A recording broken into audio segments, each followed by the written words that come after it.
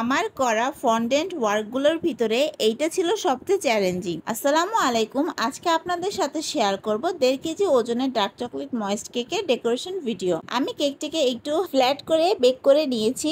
এরপর 3টি স্লাইস করে তাতে দিয়ে দিচ্ছি চকলেট গানাশ এবং সুগার সিরাপ। তো এটাতে কোনো ক্রিম ইউজ করা হয় না, জাস্ট চকলেট গানাশ দিয়ে কোট করা হয়। চকলেট গানাশ দিয়ে আমি কেকটিকে কোট করে ফ্রিজে রেখে দিব সেট হওয়ার জন্য। এরপর ব্ল্যাক কালার হুইপ ক্রিম দিয়ে কভার করে নিচ্ছি। এটার থিমটা তো অলমোস্ট আপনারা দেখেই নিয়েছে। তো সাজেস্টেড পিকচার অনুযায়ী আমি কেকটিকে করে নিলাম। কেকটি অর্ডার করেছিলেন আমার একজন রিপিট কাস্টমার তার বসের বার্থডের জন্য, এবং এটা ছিল বসের বার্থডে উপলক্ষে অর্ডার করা 3 নাম্বার কেক। আমি একটি স্ক্রাপার দিয়ে কেকটিকে সমান করে দিচ্ছি। সেট করব কিছু এডিবল ডলার। এরপর ফন্ডেন্ট দিয়ে তৈরি করা ওয়ার্ডগুলো আমি সেট করে দিলাম।